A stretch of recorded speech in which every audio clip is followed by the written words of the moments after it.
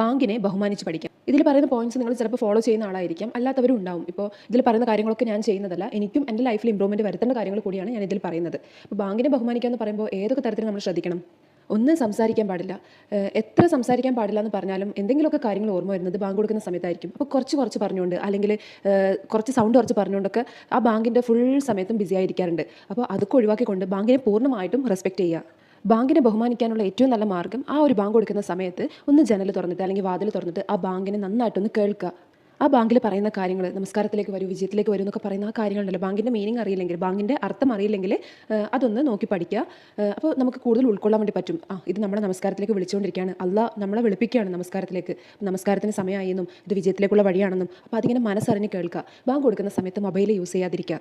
Bank കൊടുക്കുന്ന സമയത്ത് ഒന്നും സംസാരിച്ചില്ലെങ്കിൽ പോലും ഈ മൊബൈലിൽ നോക്കി സ്ക്രോൾ ചെയ്തുകൊണ്ടിരിക്കുന്ന കാണാറുണ്ട് പലരെയും. ഞാനും ഇടയ്ക്ക് ചെയ്തു പോകാറുണ്ട്. അപ്പോൾ അതുകൊണ്ടാണ് പ്രത്യേകം എടുത്ത് പറയുന്നത്, മൊബൈലും അവിടെ അങ്ങ് സൈഡാക്കി വെക്കുക. നിങ്ങൾക്ക് ആ സമയത്ത് എന്തെങ്കിലും ചെയ്തു എന്ന് വിചാരിച്ച് നിങ്ങൾക്ക് അവിടെ സമയം ലാഭം കിട്ടാനില്ല. അള്ള പറഞ്ഞ കാര്യങ്ങൾ നമ്മൾ കൂടുതൽ റെസ്പെക്ട് ചെയ്യുമ്പോൾ, കൂടുതൽ കെയർ കൊടുക്കുമ്പോൾ അള്ള നമുക്ക് സമയത്തിന് തീർച്ചയായിട്ടും ബർക്കത്ത് തരും. അപ്പോൾ ബാങ്ക് കൊടുക്കുന്ന സമയത്ത് ബാങ്ക് ശ്രദ്ധിച്ചുകൊണ്ടിരിക്കുമ്പോൾ, ഇപ്പോൾ എല്ലാ സമയത്തും ബിസി ആയി ഇരിക്കുന്ന ഒരാളാണെങ്കിൽ ബാങ്ക് ശ്രദ്ധിച്ചുകൊണ്ടിരിക്കുന്ന സമയത്ത് ഒരു സമയനഷ്ടം ഫീൽ ചെയ്യുന്നുണ്ടെങ്കിൽ ചിന്തിക്കുക, ആ സമയത്ത് നമുക്ക് അതിലൊരുപാട് ബർക്കത്തുണ്ട്, അതിലൊരുപാട് കൂലിയുണ്ട്, നമുക്ക് ഒരുപാട് പുണ്യമുണ്ട്. അതുകൊണ്ട് തന്നെ ആ ബാങ്കിനെ ശ്രദ്ധിച്ച് കേൾക്കുക. ശരിക്കും അതിലൊരു സന്തോഷമുണ്ട്. നമ്മളത് ശ്രദ്ധിക്കുന്ന സമയത്ത് ഒരുപാട് സന്തോഷം നമുക്കതിന് കിട്ടും. പിന്നെ ഒരു നഷ്ടം തോന്നാതിരിക്കാൻ, ചിലപ്പോൾ പിശാച് നമ്മുടെ മനസ്സിലേക്ക് ഒരു നഷ്ടമൊക്കെ തോന്നിച്ചേക്കാം. അതായത് ഈ സമയം ഇങ്ങനെ ഇത് ശ്രദ്ധിച്ചിരിക്കുന്നത് ഒരു നഷ്ടമായിട്ട് ചിലപ്പോൾ തോന്നുന്നുണ്ടെങ്കിൽ അള്ളാഹിനോട് അപ്പം തന്നെ ദുആ ചെയ്യാം, എനിക്ക് ഇതിലൊരു ബർക്കത്ത് ഉണ്ടാക്കി തരണേ എന്നുള്ളത്, എൻ്റെ സമയത്തിൽ നീ ബർക്കത്ത് ചൊരിയണേ എന്നുള്ളത് അള്ളാഹിനോട് ദുആ ചെയ്യുക.